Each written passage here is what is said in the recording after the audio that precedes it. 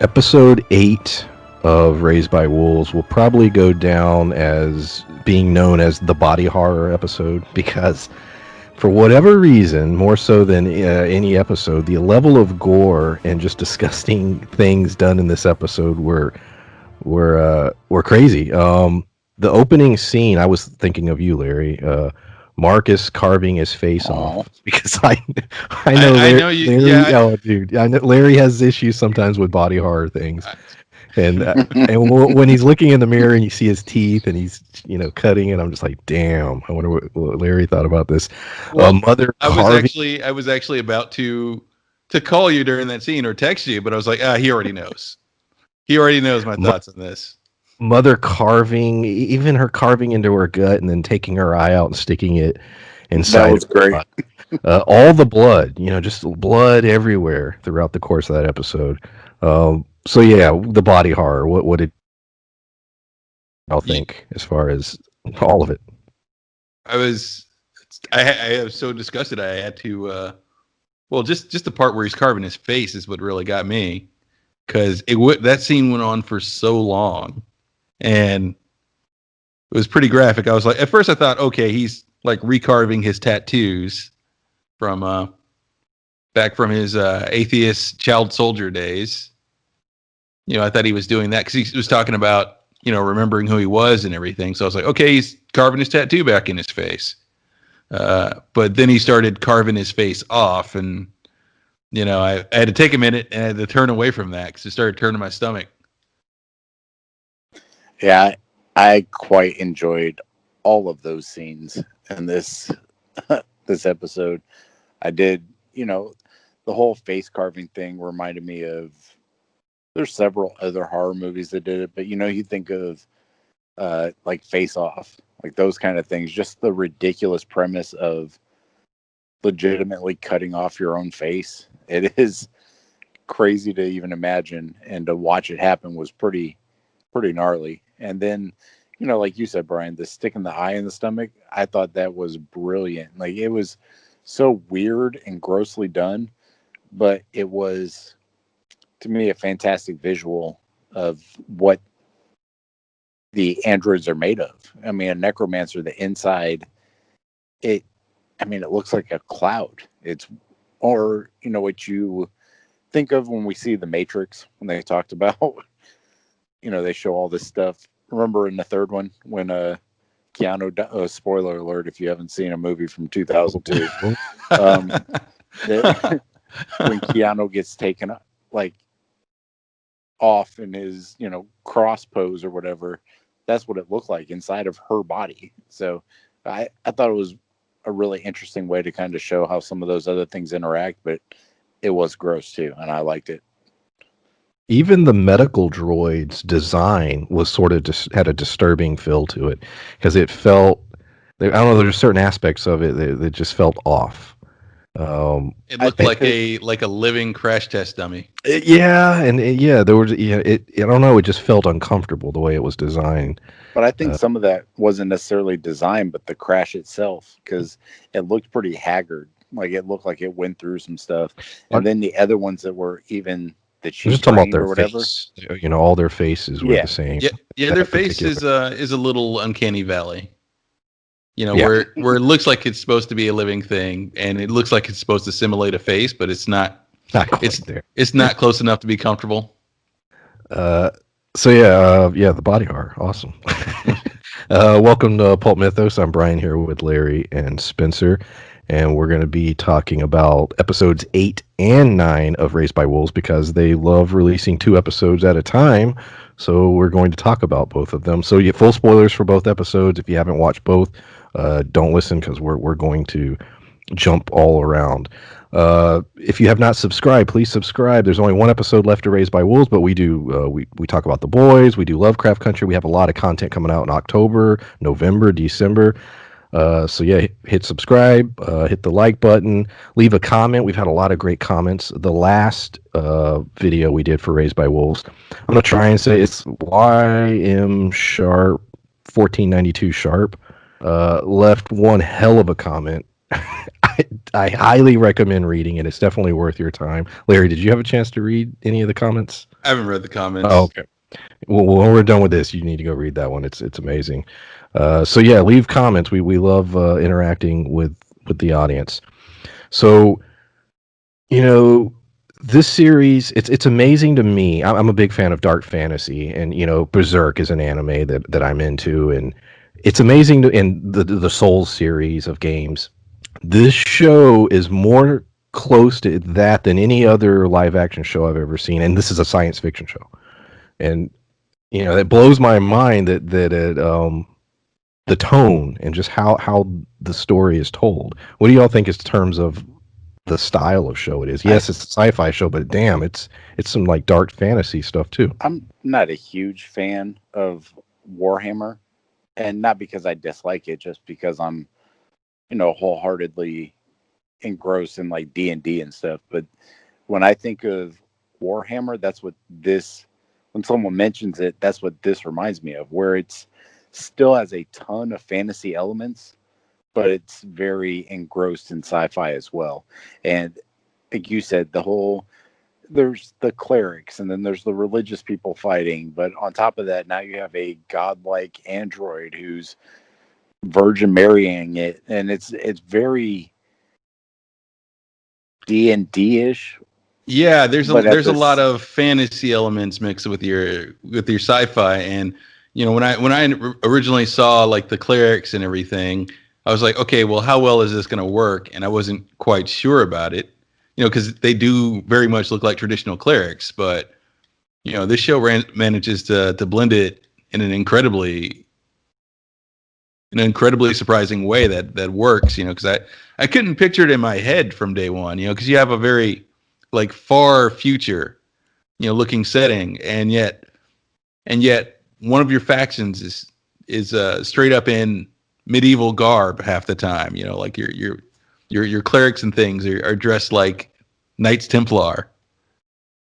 well, it's just like you think of fashion trends now. They're just going back a couple hundred years. That's all. Just Yeah, but like outside of their jumpsuits, though, all their clothing and everything looks very primitive. But I guess I, it's I just guess like it's it's like bell bottoms came back. I guess Knights Templar outfits came back. right. Yeah, your Knights Templar robe, knit from a burlap sack. Your Larry, peasant you outfit. texted me earlier in the week that turns out there's a prequel comic DC's putting out. It's digital, and it's going to sort of give us the backstory of the war and give us some story. I don't know if it's out yet or what. I didn't have a chance to really look into it, but I'm going to try before next week's review. So yeah, the audience, if you're not familiar, if you didn't know that, there is a digital comic either out or coming. Um, Like, yeah, and it should raised by provide some a little extra lore regarding their world, or at least the world that they used to inhabit back on Earth, and the war that they went through and why that occurred. Is that going to be on that DC Universe app? I don't I know. don't know. I don't know. Well, keep talking. I'll look and see. So the big plot line that has that changes everything basically is mother is pregnant. I mean, we're gonna go right into that storyline because that affects everything, and I am so glad that we found out last week that there is going to be a second season because I don't see how the hell you wrap any of this up in one episode. Next week being the final episode, I believe October 1st. So yeah, mother is pregnant, and the fetus is a carbon silicone hybrid. Um, it requires blood, that's trying to, grow. So it's she's using android blood. She's using that alien monster blood, human blood. Uh, yeah, what the hell? That I mean, that changes the whole direction to me of the show. What were your thoughts when that revelation came? Yeah, I'm not even sure. I was curious if it's even what she thinks it is, or if she's maybe infected with something that's more like a parasite, if anything. Kids are parasites. And this one may literally be a parasite, just Oh, feeding off okay. of actually feeding off of her blood.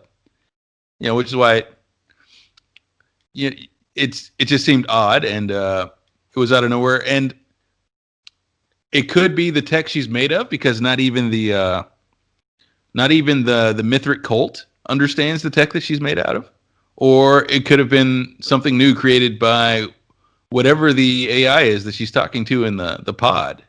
And it's hard to say this. There's so many questions around Yeah, this. and to go on that real quick before Spencer, yeah, the medic droid basically lays out that the tech that created you, he refers to dark photons and the fact that the Mithraic people have no idea really how it works. They claim they took it from their text.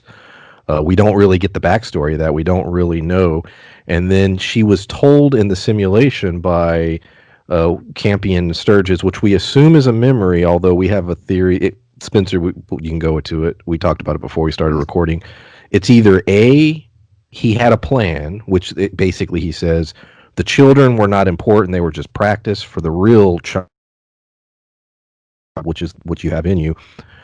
Either that is true or it's not true. And you had a theory as far as what it could possibly be. Well, I think that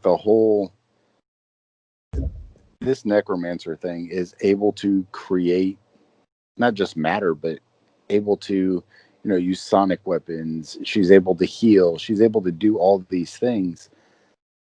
So my my theory is that whatever this is, this good, bad, ancient AI or whatever, is giving her not necessarily what she wants, but trying to appease her to kind of reshape the future. And then, when we talk about it is half carbon based or whatever, I'm thinking that perhaps is also the reason that it needs carbon based items.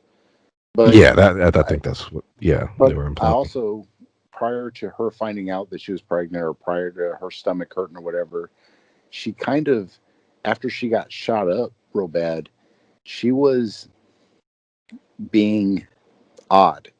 Like when Tempest first found her, she was like licking blood off of her like fingers and stuff, and she was like trying to eat the whatchamacallit, the I don't know what those creature things are called, but is that the organic material that an android doesn't need? Maybe that is perhaps what caused whatever this thing is that's growing inside of her. So it could have been anything that was on this planet previously that's interacting with her necromancer interface that is, creating whatever it is that's inside of her. You know what? You But made a very good point there. I didn't even think that, whatever because that seems to be how they analyze things. But by doing that, she could have exposed herself to a parasite or, any type of bacteria. Who knows what it could be? and she can create things, the healing stuff. You She didn't only just heal them because she didn't just like laser them with her finger and like their cut got better. She like rubbed her finger over it and it healed completely. So she's able to either clone like carbon type anatomy because regrowing skin or whatever. So who's to say that she almost didn't will this into existence because of what the AI is telling her purpose is? Like she created it herself. Right. So that's the biggest mystery to me, is that one, this Campion Sturgis, who I don't think at this point really even exists, or isn't, the thing that sent them. Right. Or if he does exist, we were talking about this in previous episodes too, the ancient civilization that's here. We talk about ancient aliens on Earth now, like how the pyramids got built. Who's to say that whatever was on this planet didn't go back to Earth and basically create the Saul religion, create the anarchists, bring that technology to Earth to begin with, to basically, fulfill these prophecies. And it's just a lot of questions off of a very one part of this two episodes. And it's crazy how instead of answering questions, it answers very few and gives us way more, which believe it or not, I like, but it's crazy. But yeah, part of that fits into what I believe that happened. Part of what you're saying here. I don't think it. I think there was a Campion Sturgis. I think there was. I don't think that's what's talking to Mother now. I think there was a Campion Sturgis. I think from what we're seeing, like you said, maybe they communicated whatever this AI or creature is on this planet. I think it communicated with people on Earth and maybe transmitted thoughts or ideas to their head the same way that it's doing, for is his name Caleb? I don't remember whether his name is Caleb or not. Marcus, Marcus. Well, Caleb. his real name's Caleb. Yeah. Okay.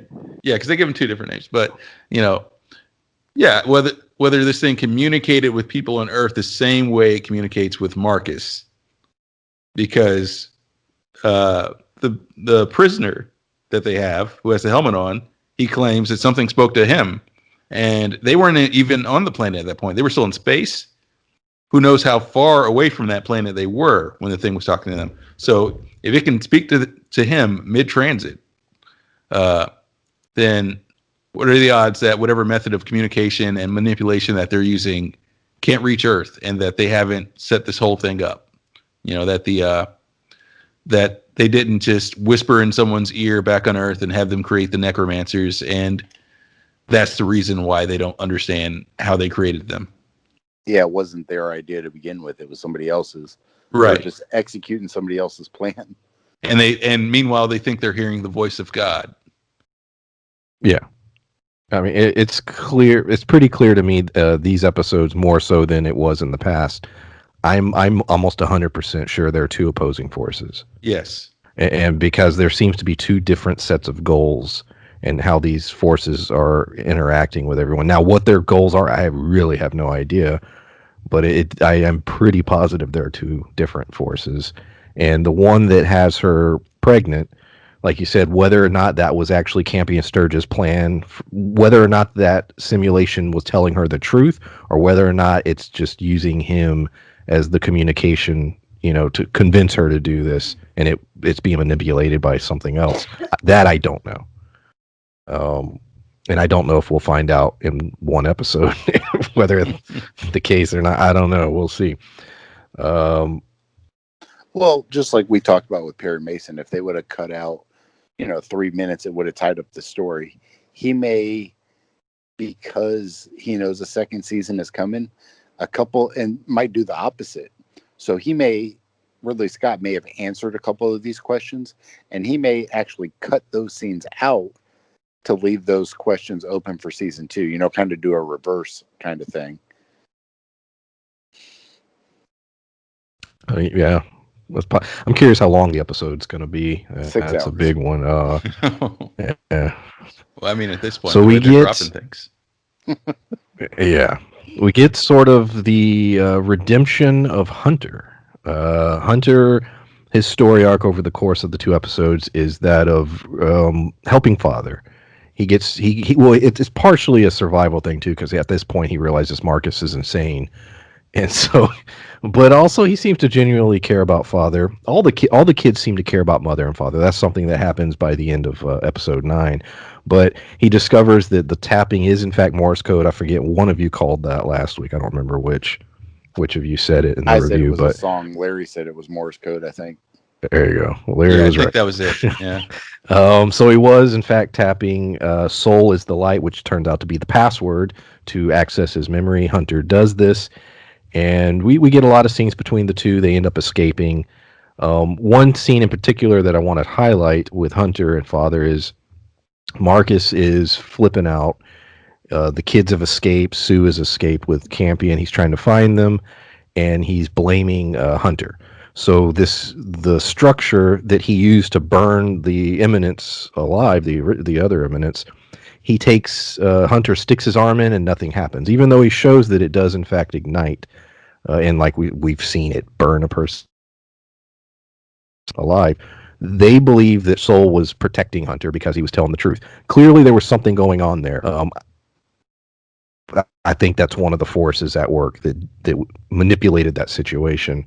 Right. I love that father was, fighting not to get involved, and that he wanted to step in, but he was trying to wait it out and see for the right time, because he knew if he turned, they all were armed, they could have killed him, and then they would have both been screwed. Also, one last point before you guys get into this, I love how Campion, to keep his sanity, this thing is trying to convince him to kill himself.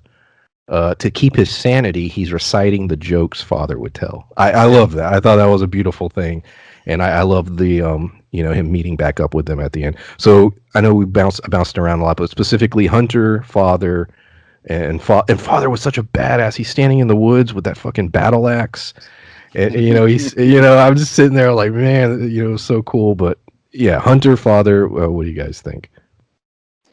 Yeah, I that was a pretty interesting thing, and I think we saw a lot of hints in the last few episodes that Hunter felt guilty about this, and then he was rethinking a lot of things, and once they rejoined the cult, that that he was starting to think, well, maybe my religious beliefs are correct, but the way we're doing things right now, here and now, aren't correct. Clearly, you know, and I think he finally came around to the idea that because I don't think he's changed completely. That he's an atheist now, I or I don't guess either.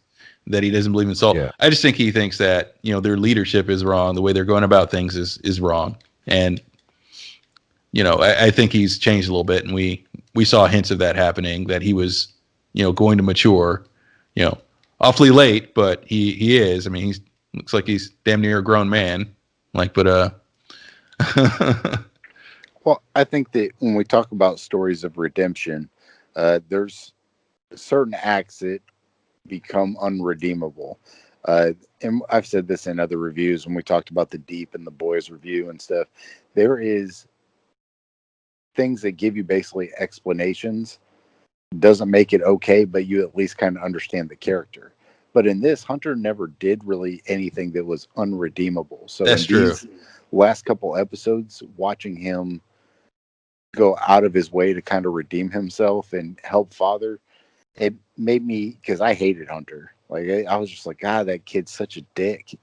But but after these two episodes, I was like, I mean, Father's my favorite character so far, but to see Hunter kind of grow and then watch all the other kids, run and try to protect Mother and protect Father, that to me shows that I mean, they're programmed to care, but you talk about how imperfect the human race is, like how we always fuck up, we always do the wrong shit. We have these two androids that were programmed by, well, I won't even say human shit. I don't even know who programmed them or what at this point, but they were And programmed we know to, nothing about father's yeah, background. That's true. That's true. We still know yeah. nothing about I'm Father. yeah, I'm not 100% convinced that he's not a necromancer also. Yeah, Like, whether or not mother's memories are bullshit or not, we don't know. They still have established what she thinks her past is. Nothing with father, not a thing. We don't know why they were paired.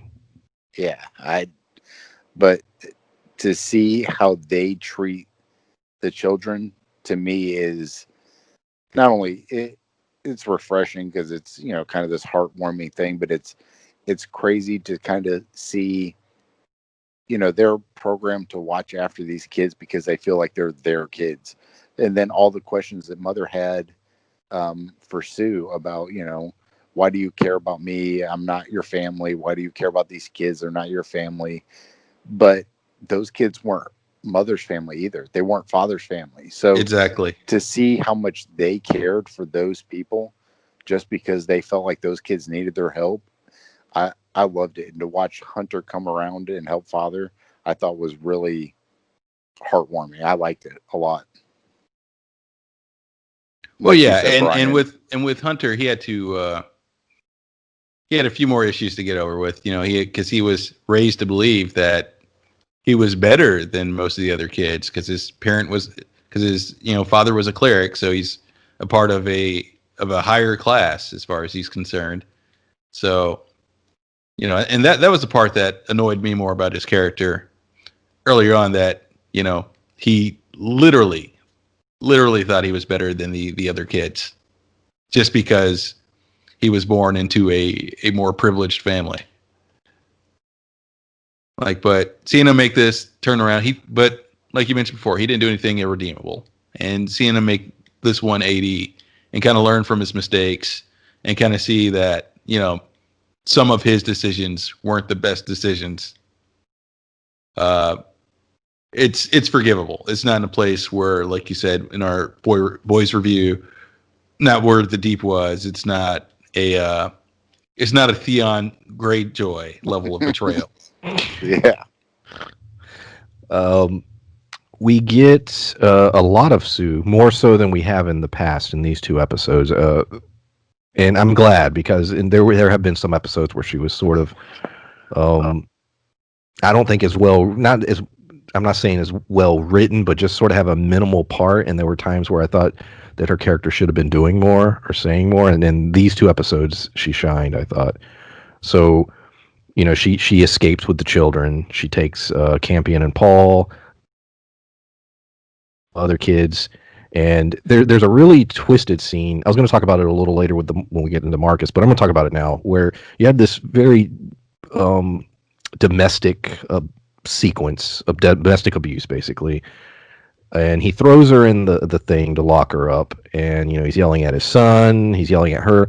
No one knows what to do in the church, but then he says, "We will pray for her," and the clerics surround him and start praying. Going back to that whole dark fantasy thing, like that was some dark shit. Yeah. And it was a little uncomfortable, even as far as the way he was treating her and just the way that whole scene played out. But to me, that was definitely the straw where their relationship was severed. Well, yeah, Yeah. she did a lot of things that it was pissing me off. However, I got it. Like, I Yeah. felt like even before he was starting to snap, her thought process was, "You're not doing what I want, so I'm going to basically run away with the kid." So at first I was like, well, fuck her. But then I started to see why she was feeling that way, because it was almost preemptively like she was getting the feeling before they revealed the feeling. You know what I'm saying? Like, she was getting feelings that he was off before we were getting feelings that he Of was course. completely fucking bonkers. Well, So yeah, because it was one of those things where, we've only ever seen Marcus in the show as he is, evolving into a believer in the Mithric cult. But to her, well, who knows how long they've been together? It's been at least years. This is probably the weirdest she's seen him act. It seems incredibly out of character. She already thought that due to the simulation he was hallucinating in the first place. So as much as she seems to still care about him, she thought he was acting a little bit erratic, and it wasn't just herself she was looking out for. They have a kid now, so she yeah, was also doing this for Paul. and she's bonded so much with Paul, because you even look at first, it it's almost like Marcus saw him as a liability. Like, yes, he wanted the kid. Yes, he was like, he's so smart, but it's it's like he saw him as a liability. And then not only did he see him as a liability, now he saw him almost as competition. So you see Marcus going down this really dark, like shitty path, which is going to make the show interesting. I'm not like trying to knock them for that, because I think that's going to be great in season 2. But it, to me, helps kind of shape Sue's character, where her and Mother have a lot of parallels now, as opposed to before where it wasn't as much. And now you start to see Sue, who is literally just looking out for her kid, whereas Mother is looking out for all the kids. So it's kind of just a different perspective on parenting, where it's, you know, I'm only looking out for mine, whereas Mother even says, "I'm not yours. Why are you looking out for me and everybody else?" But she literally has shown, you know, that she cares for all the kids because they're, you know, more helpless. She's trying to, you know, take care of them. Whereas Sue is doing the same thing. She's just doing it a little bit more selfishly because she only cares about Paul right now. But you see her growing towards the end of ninth episode where she is on board with, trying to help protect all of them as well. So I think it's very interesting to see where they're headed as a group now. Well, And I feel Sue that gave some of her. some of her blood for Yeah. Mother.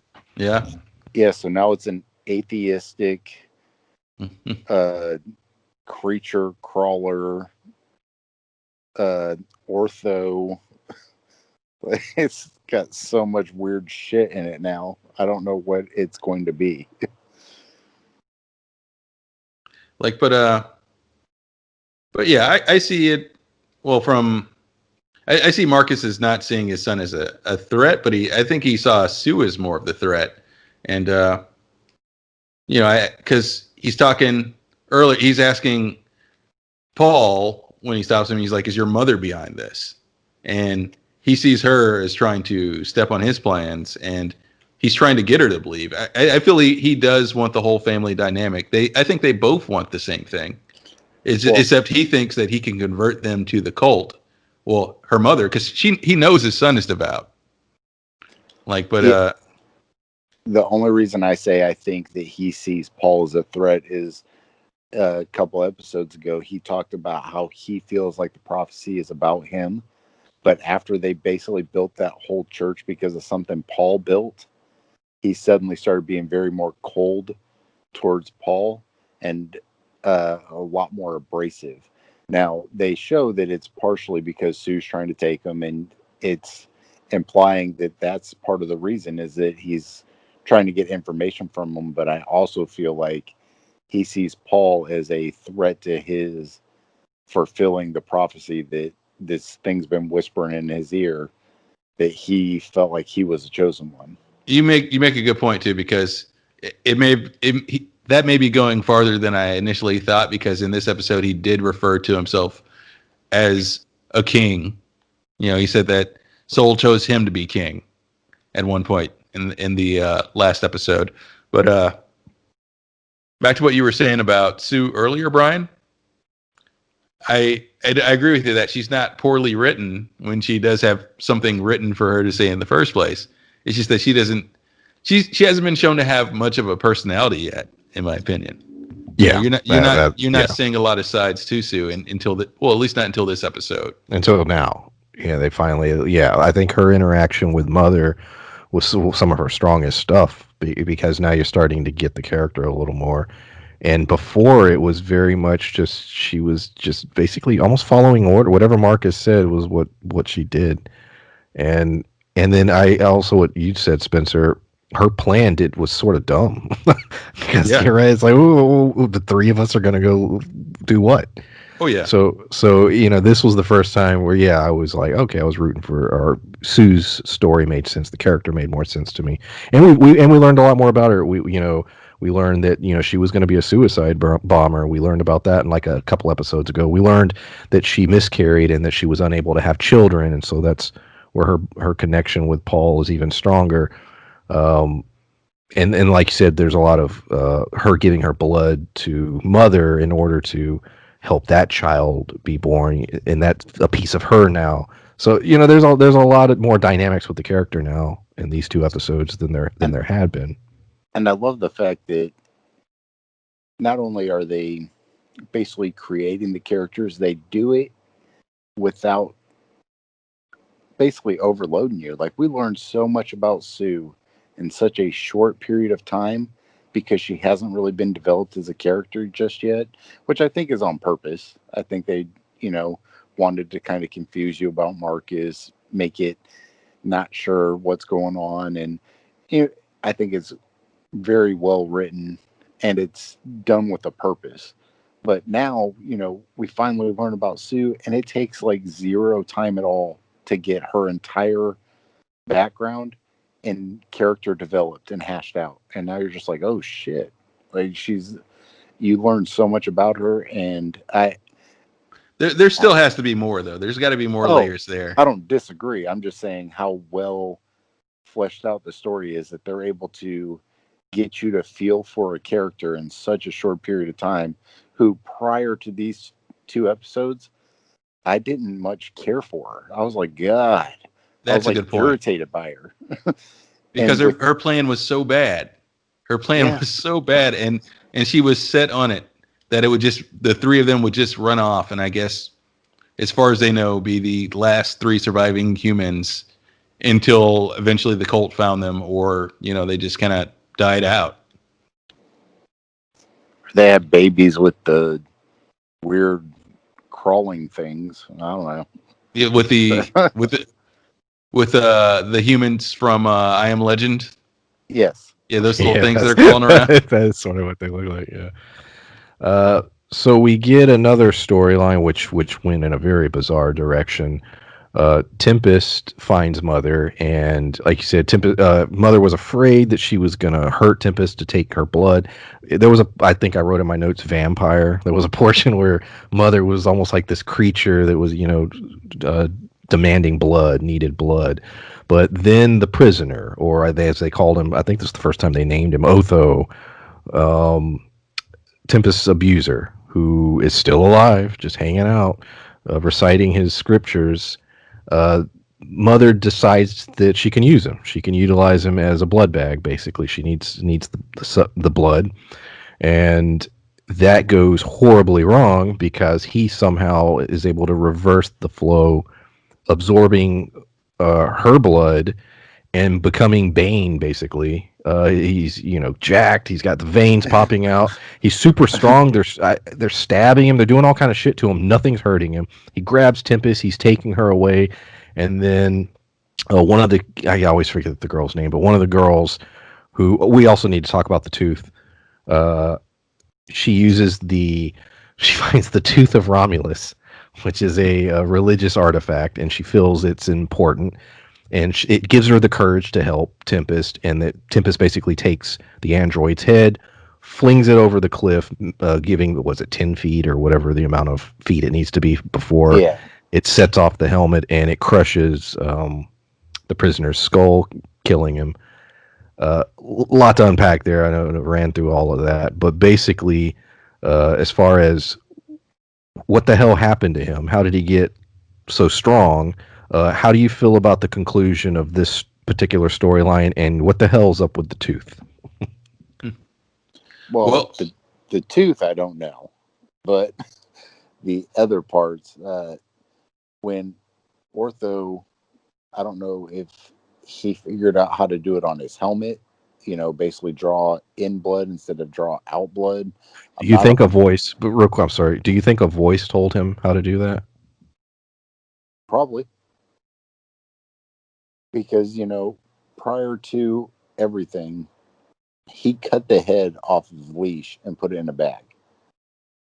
This android that was strong enough to not only keep him at bay, but basically, use it to where he had to do what Leash said. But then all of a sudden, now Leash was his prisoner. And on top of that, we had never seen inside of that helmet before, like Ortho's helmet or whatever. But he Predator seemed to vision. be, well, I, I've talked about Predator a couple times already when it comes to, parkour man, but he, he was almost like led around by Leash previously. Like it was almost like he couldn't see where he was going, what he was doing. But now all of a sudden, he is able to do whatever the hell he wants. He gets super strong, like all these things. So you saying that there is a thing that was telling him to do this is not. I I think you're right on track with it. Telling him how to do it. well, But I well, could. yeah. I don't even think it told. I think it just kind of did it because he acknowledged that the blood flow was reversed, but he never said he did it himself. We never saw him do that. We just saw that the lights changed and it happened.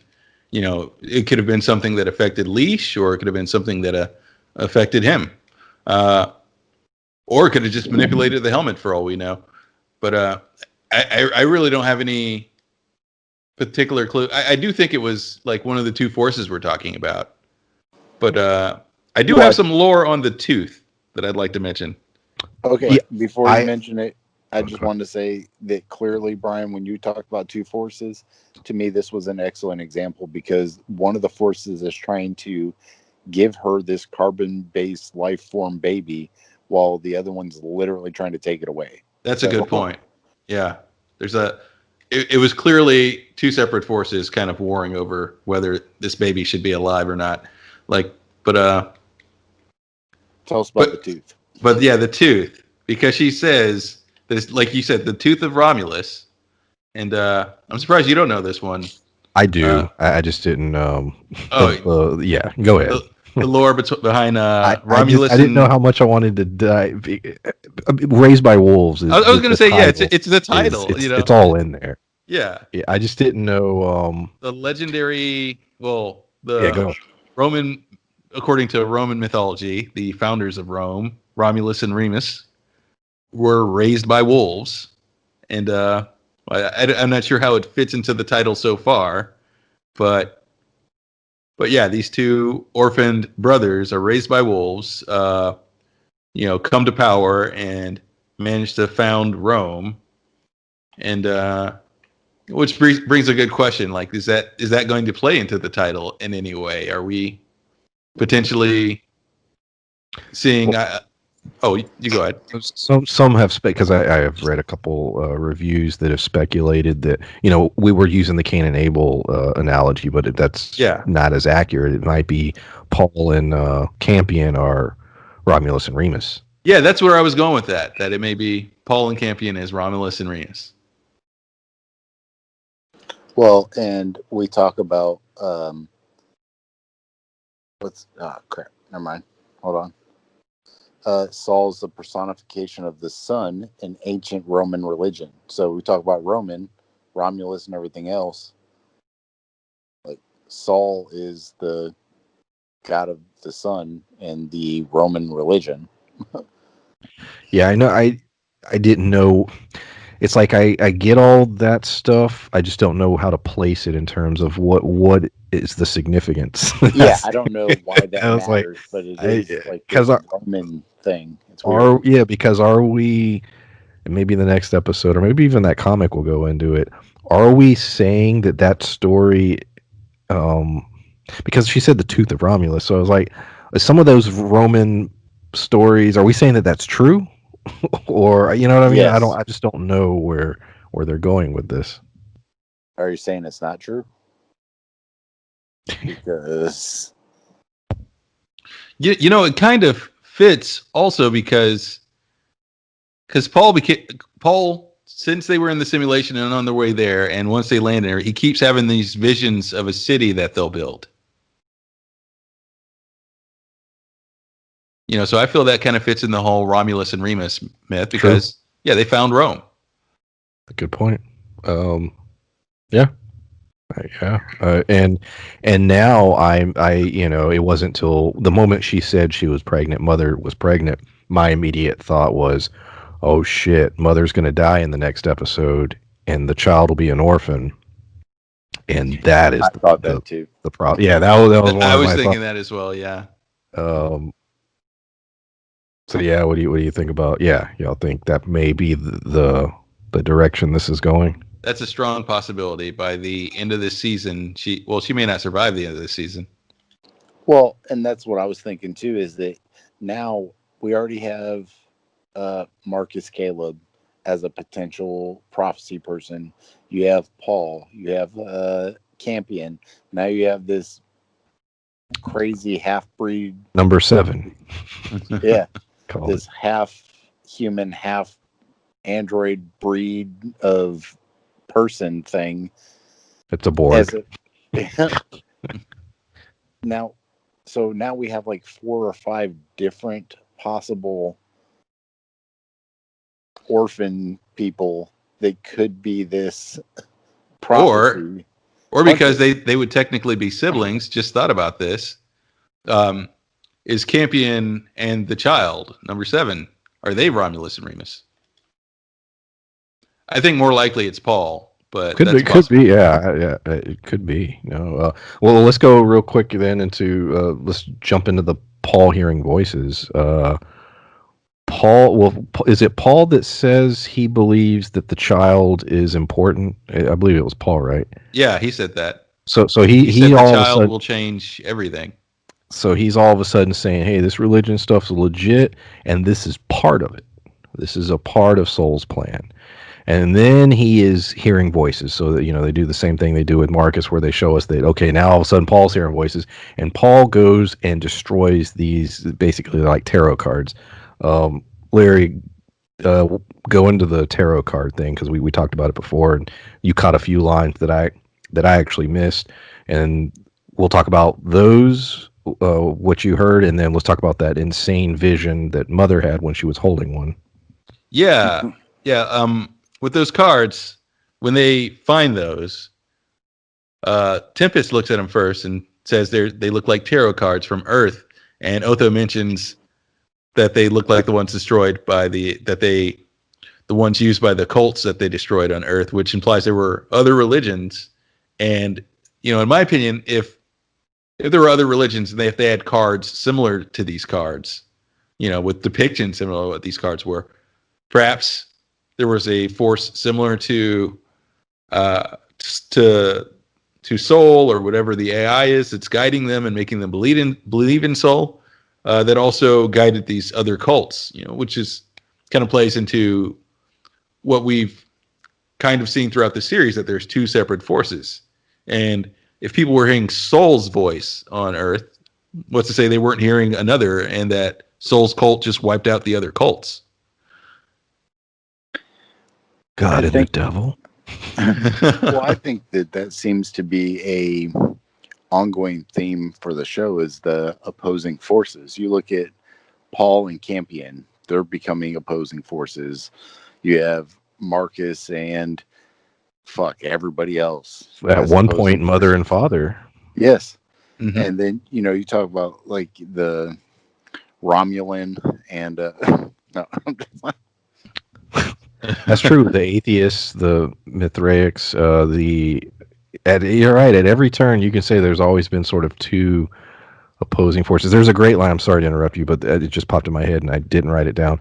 There's a great line where Mother talks about how she's sort of confused about being a mother and specifically about humanity. And she's like, I raised them as pacifists, and yet they still played war, like instinctively. And I thought that was a very interesting Yeah. observation for that character, and even sort of a reflection of just humanity in general. yeah, but I think that plays once again into opposing forces. You can't war if you're on the same side, Yes. or if you have the same kind of thought process. You have to oppose one another on one thing or another to even have that. So for the entire series so far, and I don't know what the opposing forces are, or a lot of them are superficial at this point, but once we kind of find out what some of that is, I think that if we find out, shit, I don't even know at this point, but I think that it will help kind of explain what's going on. But I don't foresee us getting that anytime real soon. Spawn and the Redeemer. Well, we're getting hints, and I guess that brings us back to the tarot cards again, because then there's the once Mother scans the cards, there's the vision that she sees when she scans it, which That see, Lovecraftian craziness. yeah, Yeah, describe that shit, man. the snork in the D12, much like the giant D12 that the Mithric cult found out in the desert, just kind of squirting milk out of its. I guess we'll just call it a snork hole, for lack of a better word. Well, Like, what but was weird? So the figures were all cloaked and standing around it. Like so, it was very Cthulhu esque. Like they were almost like worshiping this thing. That was sort of the vibe. What the hell was it? Was this a memory? Was this a vision of the future? What do you guys think this was that she was I, seeing? well, since we seem to have seen like little glyphs and things show up as she's scanning it, and little things that she could see that the humans couldn't, that are maybe in a light spectrum that they couldn't see, or maybe it was data that she was reading. I think it's memory, but not like memory like you and I have, like memory like a machine would have. Yeah, I think she was scanning a hard drive, is what I'm getting at, essentially. I I don't know. That is a plausible thing, especially because we're talking about AI. But I'm not 100% sure that like these visions aren't, what I've been saying, over and over is that it's almost a manipulation type tool. If whatever that thing was, and we joked about it too, because it's got its head out of the D12 or whatever.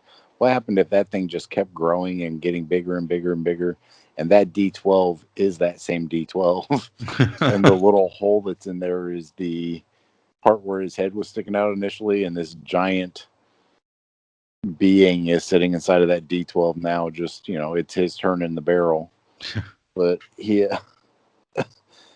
but it's just really odd. And like you said, the worshiping of it.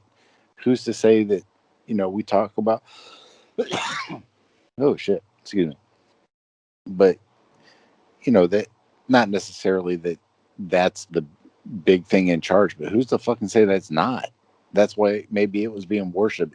Maybe that's one of the controlling AI things is that whatever Or yeah, steampunk goggle wearing, whatever it was, maybe they're is, creating a god, or yeah. and when I say god, I remember just something that is more advanced, that's better, that can create. Well, That, that creature could be what they're using to mess with everybody's minds. They could be manipulating that to give visions to Marcus and Otho and some of the other characters and Paul. I think what we saw there was, like I said, I think that was basically a hard drive, and I think what we saw was an undisputed fact for once that those things are happening, that did happen or is happening. What Mother saw, and I think that's the reason that whatever commanded Paul to destroy the cards commanded him to do so, because it's trying to conceal its identity. I also think that when we go to, playing God, what is it this basic, oh God, what is it that's basically playing God with Mother and putting this baby thing inside of her? So, there's a lot of metaphors in this show about, opposing forces, good, evil, although I'm not really 100% sure which side's good and which side's not, but yeah, I don't know good is anymore. kind of a relative term anyway. But, True. it, I think it's, and that, but see, to me, that goes back to not sci-fi. Sci-fi is not really about good, evil. It's kind of, unexplained versus science and that kind of stuff. But good versus evil is very fantasy based. Or so for this to be a sci-fi fantasy is something that's kind of a newer concept to me, and I really have enjoyed it a lot. Well, I mean, you hit it on the head way at the beginning of this review when you referenced Warhammer, or 40K specifically.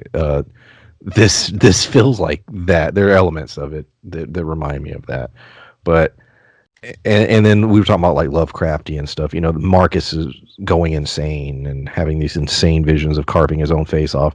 This weird cult that's worshiping this creature thing. I mean, there's a Like lot of and different the genres and things. and at that, the creature doesn't look like anything to be worshipped. It looks sickly. It looks like it's Yeah, dying. maybe. Uh, Marcus, we've danced around his character. We haven't talked directly about him a whole lot. He's just basically crazy and an asshole for the 2 episodes, and then in the end, he Lucius realizes that Marcus isn't who he says he is, and he basically is like, "Yeah, that's true, but who cares? I'm your king." And then Lucius beats the shit out of him, which was funny. Wins the fight, and then does the most insane thing, and I don't know why he did it, but I think I know where it's going. He takes Mother's necromancer eyes and jams them in Marcus's mouth. The last shot is of Marcus appearing to be dying or dead, and you see the white blood coming out of his mouth. Now, we had a scene earlier, we talked about it, where the prisoner is all raging on Mother's blood and turns into, this psycho beast. What the hell is going to happen to Marcus now that he has necromancer eyes in his body, in his belly? What does that mean, and where does Marcus go going forward? I Well, think they did a cool job of showing what happened with Ortho.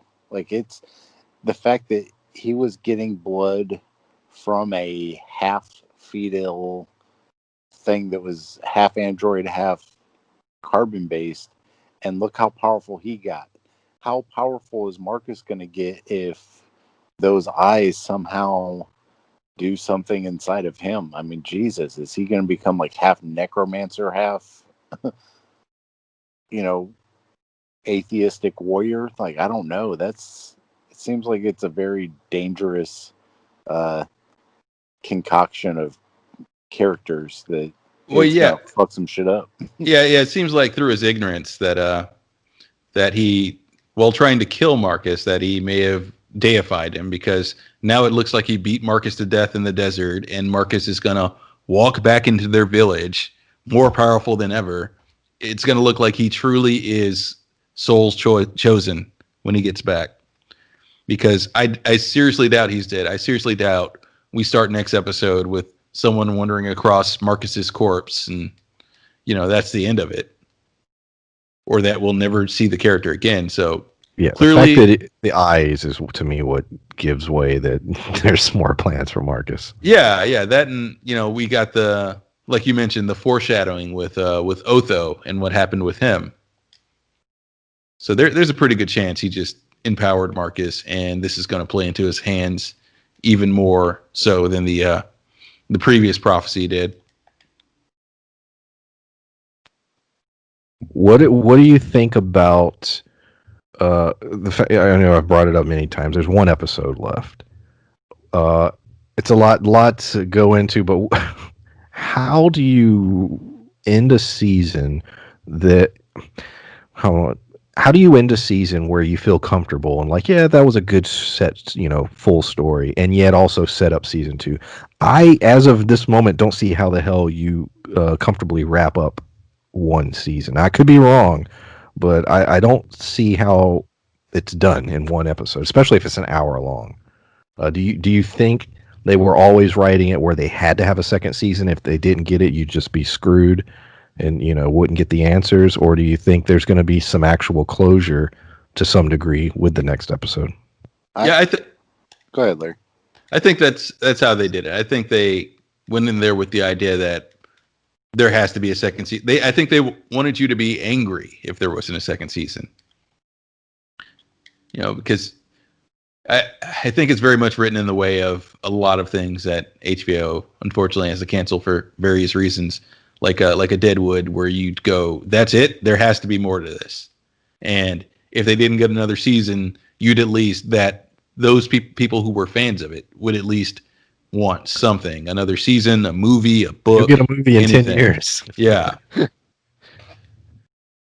I think that when and we talked about this with Perry Mason, how they did a great job tying up the story, and had they not added this like little 3-minute scene, they could have just closed it off right there.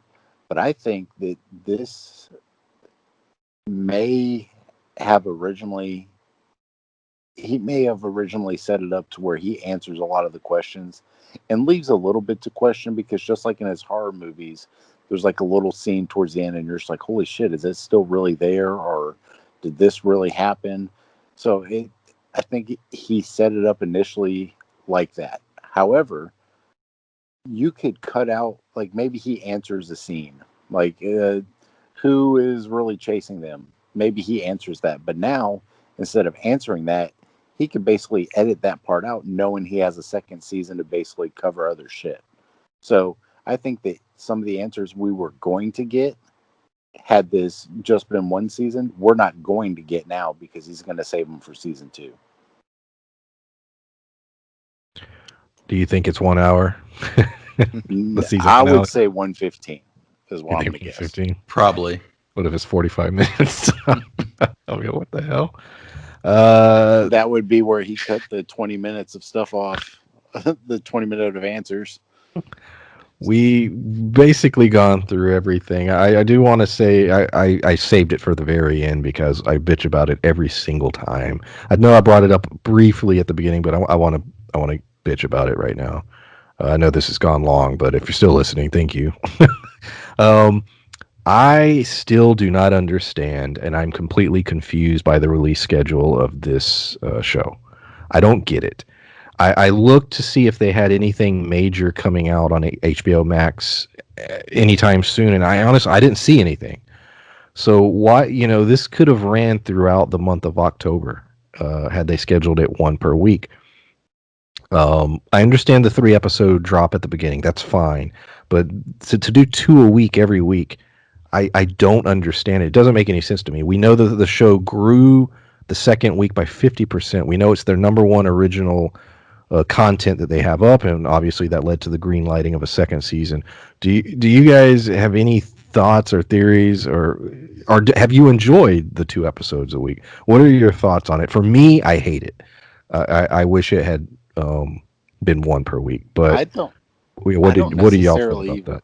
I don't necessarily even mind the 2 episodes. I just mind not knowing that. Like if I knew, hey, they're going to drop 2 episodes every week from here until the end, I would have just been like, okay. But you don't ever know until like the day of or the day before, and then I'm like, fuck. They don't It's announce till the day. They didn't announce till yesterday that there was going to be 9. They had said 8 was going to go up, but it wasn't until yesterday that they announced 9 was going to go with it. So so yeah, that's what I'm no, they're saying. it's week they're literally on Wednesday. They're telling us. And I looked like you said you did. I did the same thing. I looked to see what they had coming out. There's a show called Tokyo Vice, which is like some reporter is trying to find out more about some Tokyo crime family, and I was like, "Oh, that's awesome." That doesn't come out until next year. Yeah, none of that There's shit so comes many out things. until Yeah. next year. Yeah, they got a lot of great stuff I was gonna coming say out in you got me 2021. intrigued, and now I thought that was coming out next week or No, something. no, that's No, what's I was killing me. super Nothing excited comes about out it. till next year. There. In other words, I would understand if they had something major like coming out in October, and they, for whatever odd reason, didn't want to compete with it. But that's not the case at all. I wouldn't mind the 2 episodes a week if it weren't for the fact that it was on a Thursday.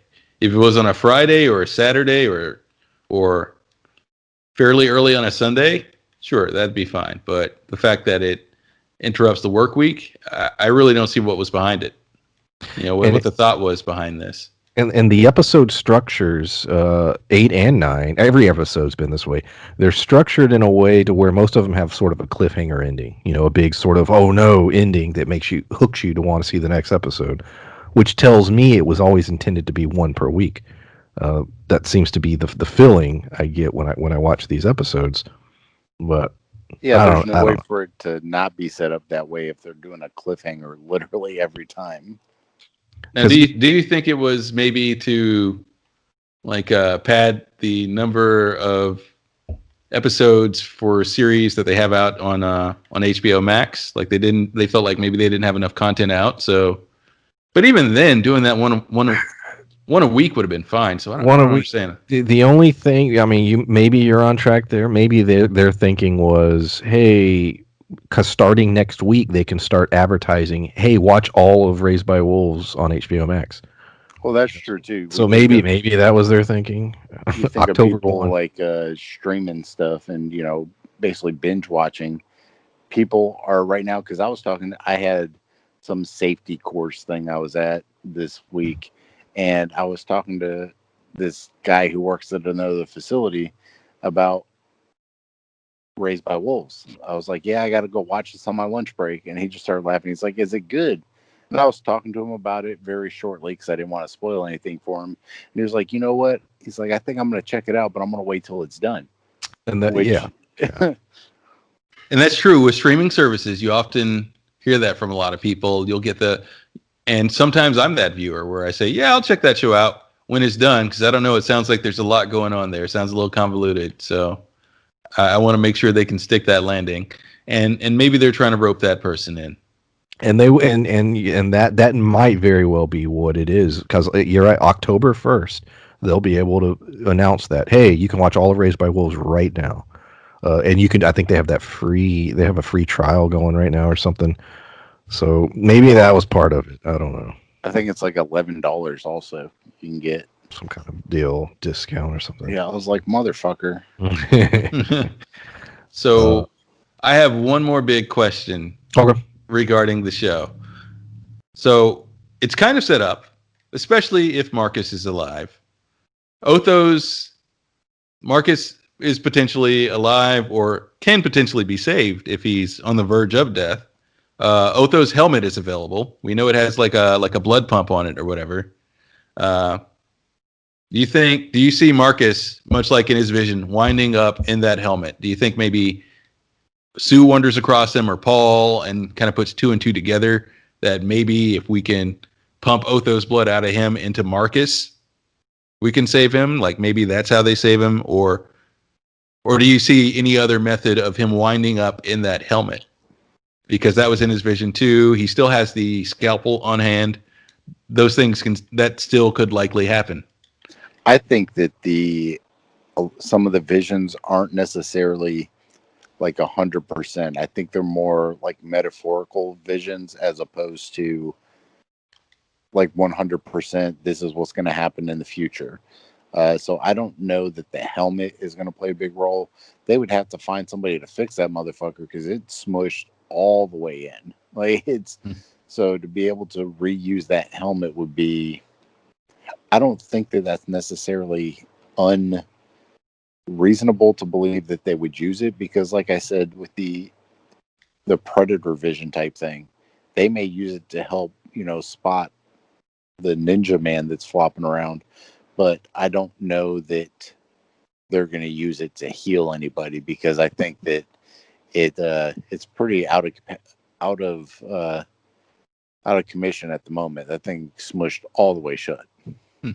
I missed that, but you made a good point that it may have been more of a metaphor, and as a metaphor, it kind of did fulfill itself, given that him stabbing Sue, just symbolizes the betrayal that happened, and him wearing the helmet symbolize that he's kind of a slave to these visions, the same way that Otho was. I agree because you even could say the vision that Mother had, or the simulation where she was, having sex with Campion, and now she's pregnant. Right. So maybe those visions aren't, com- there's something to them, definitely, but they're trying to communicate using something that they would understand. I think, as far as Marcus, if it wasn't for him jamming the eyes in his mouth, that was to me the giveaway that Marcus has a role to play going forward. What that role is, I don't know. I don't know. I alluded to Nightbreed. There's a character called Dr. Decker, and he's a villain. He's a human that's trying to kill monsters, and in the end, in one of the cuts of the film, because there's more than one, there's this priest who takes this magic formula, whatever you want to call it. It's from this. It's like a liquid, and he puts it in Decker's like dead, and he's crucified. And he puts it in him, and now Decker's resurrected as this monster. And so I don't know. It just sort of reminded me of that was the image I got in my head. But Marcus, I think, has a role to play. I just don't know what it is. I think the only character I think is really at risk of dying is probably Mother. Just because it would fit with the prophecy. That's the only, Well, everyone else may make it through till season 2. Like and potentially Sue if the prophecy if that Marcus saw was literal. If that's literal, definitely Sue is in trouble. Well, and Mother dying to fulfill this prophecy or whatever. It could be so many different prophecies, and like we said with Father, who's to say Father's not a necromancer? So now Mother dies, there's no one to protect the kids, and now all of a sudden Father's like, I got you. And then we see what Father really is now. So there is so much. And they could always do the class. It's sort of a tropey sci-fi thing, but what's that? Another ship appears. To be continued. And now all of a sudden you could do whatever you want. I mean, the possibility of another ship popping up and it could have anything on it at all, and it, Well, that's yeah, possible. and that's a thought I had too. Well, I've had that thought for a while now, with the fact that there's other necromancers, and they make them, and they don't know their purpose, and they don't truly understand their programming, so those could show up. B, we have a cult. We have another cult, and other than that, this is one ship, an entire world, and only one ship, other than mother and father's ship. Only one other ship shows up. I think the chances are pretty light that we won't see another faction show up, potentially of those cultists that understand the uh, the cards that we saw in the earlier in episode 8. Well, if the ship crashed and went down and they were able to find these simulator pods, who's to say there's not a simulator pod like where they're talking about the tropical zone or whatever?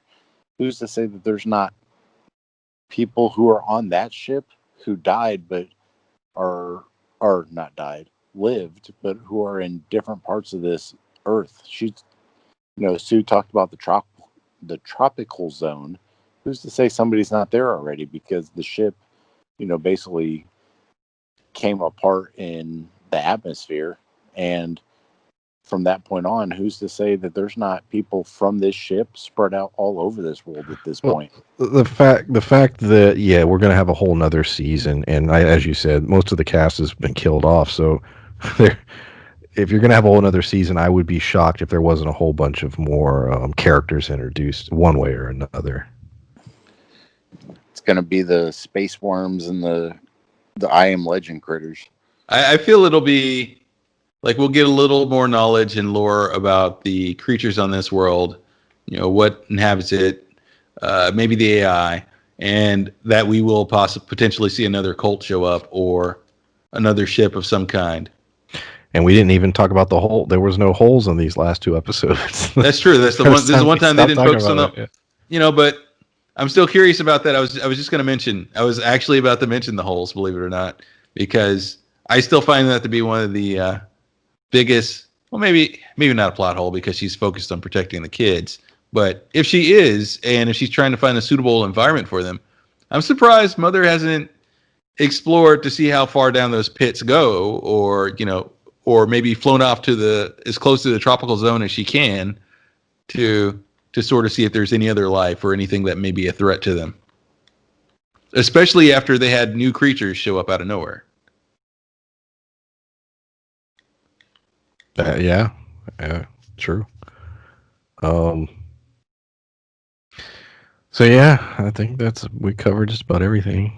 Episode went pretty long, but I mean, shit, we're at the end, and these are 2 episodes we're talking about. Not sure the format of next week. It's the season finale. Um, I'm going to is look it and see if it's on IMDb, just if it lists how long it is, not when it's will coming out, because it'll who the fuck knows? we'll definitely have it up Thursday night. Whether or not it's more than one part, I don't know. It depends on what happens, and we may do a season sort of what we want in season 2 video. I was thinking about something like that. So there'll definitely be one more of these Thursday, but there may be more than that as far as Raised by Wolves. Uh, so yeah, anything else, guys? I think that about covers it. Shit, I almost dropped my phone on my face. All right. Are you sure it's Thursday with the way they've done their release schedule? Yeah, They for real. they might drop It is they might drop it October 1st. tomorrow. That was- Hold on. I'm trying to find runtime. Hold on. I don't know if I've ever seen a pre um the runtime before the episode. Well, just so you know, it's also not on this one, so I don't know. Yeah, there you go. So, all right. Well, there'll be another review at some point. Thanks for listening, and we'll see you next time. Bye. See you then. Bye.